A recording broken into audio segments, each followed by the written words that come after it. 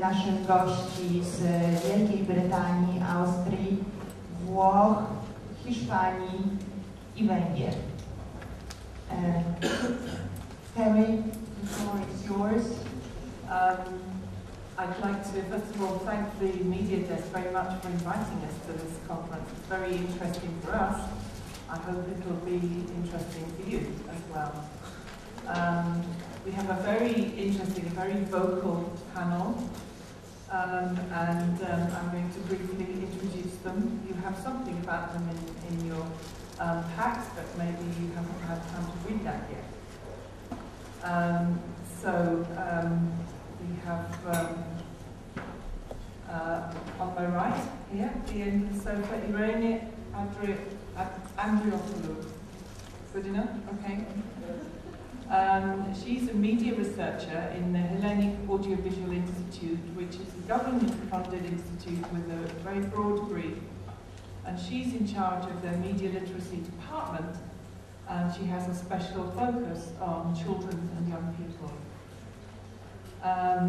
Next to me is Susanna Kruschai, who was formerly the head of the media department in the Austrian Ministry of Education, and she's now a consultant to the Ministry on media education. She's been working in this field for a very long time. Then on my right here we have Paolo Cellot. He's the Secretary General of the European Association for Viewers' Interests, that's EAVI. It's a not-for-profit organisation, and EAVI is coordinating a study on the assessment of media literacy levels in Europe, and that study is being carried out for the European Commission.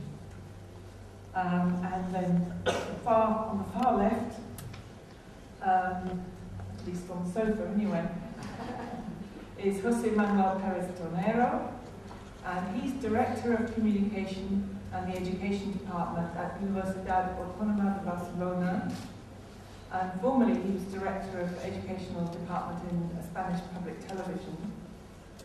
Like most of us, he's one of the experts in the media literacy group, both for UNESCO and for the European Commission.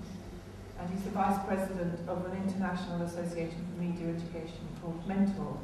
And he's also working on the same project that Paolo was leading. And then on the other end of the same sofa, on the near left, almost in the center left, is Zuzana Kozak, who has been a member of the team that elaborated and implemented media literacy as a compulsory school subject in Hungary for young people at age of 13 and also 17. Yeah? So 2 stages in what for us in the UK would be the secondary curriculum, but in Hungary goes across both primary and secondary. Main field is the methodology of media education. She's the head advisor of the media literacy department of the Budapest Institute of Education, and she also, in her spare time, it seems, runs an NGO to realise innovative international projects to develop non-formal education for media literacy, so outside of formal education. Now, what we plan to do is to, oh, and I should say, sorry, my name is Kerry Basilpet, and I'm a media literacy consultant, and I used to head the education department at the British Film Institute. And I also work for an association called the Media Education Association, which is a subject association for media in England. To start with, as the only native English speaker on the panel, I feel I have a responsibility to say something about this term media literacy. I'm hoping the interpreters can use the term media literacy in English for this, or it could get very complicated. This term, media literacy, used to be much more widely used in North America than elsewhere, and it's been fairly recently adopted in Europe. And I think there is a problem about translation. I know from talking to Joanna last night, there was a problem about translating it into Polish. I would urge you not to bother, really. because the issue is that in English, literacy really has two different kinds of connotations. It can relate to very basic competencies of simply being able to write a simple sentence and to read very simple instructions.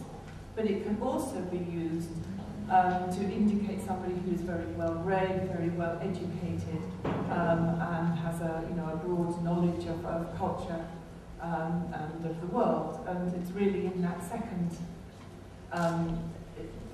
set of connotations that a lot of us like to use the term media literacy, if we must use it at all. So I think we need to be conscious, and it was useful, I think, that Piotr made that distinction early on right at the beginning. We're going to be talking quite a lot also about media education, about the process that leads towards media literacy. And we're not going to spend time on definitions of media literacy. You had a very good accounts of these this morning, and also you have some in your programme on pages 14, and especially, pages 12 and 13, I think. And especially on page 13, you have the competencies that are listed from the European Charter of Media Literacy, which give you some, I think, probably quite good outcomes. But there are different versions of what media literacy is all about, and different versions of media education. And the reasons for this are always to do with the circumstances in particular countries and in particular historical moments that affect the way that education for media literacy emerges. And I'm sure this is as relevant to you as for anybody else. And I think we're all very ignorant about media education in Poland. And we are hoping very much that you will ask questions and make comments during this discussion so that we can learn from each other. Now, we hope that our discussion is going to contribute to your own debates about how media education can be more fully developed in Poland. And the way we want to do this is that we don't want to have, a series of presentations. What we want to do is to address some questions. I'm going to address some questions to the members of the panel, and we may find, I hope we find, that you also want to contribute to those questions.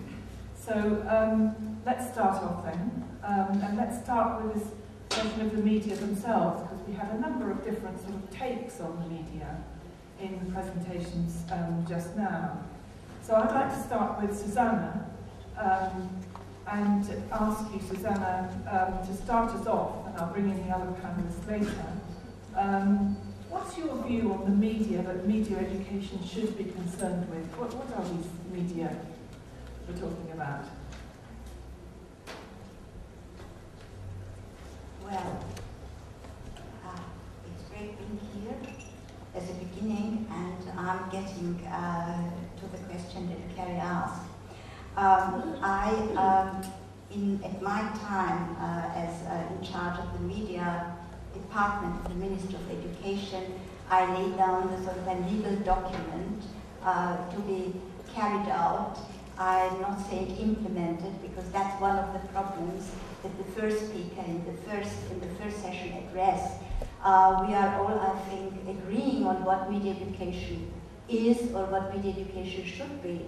The difficulties, it seems everywhere, is how to implement it in a school with sort of a pedagogy that does not really keep pace with the new media and the new internet culture. So in this ordinance, as the legal document in Austria is called, I tried a definition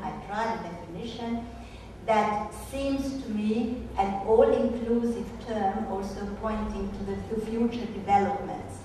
The last edition of this ordinance was signed by the minister back in 2001, when internet was there, although some social dimensions that have developed since then could be foreseen, but were not really very, very topical at that time. So, what is the subject of media education? According to my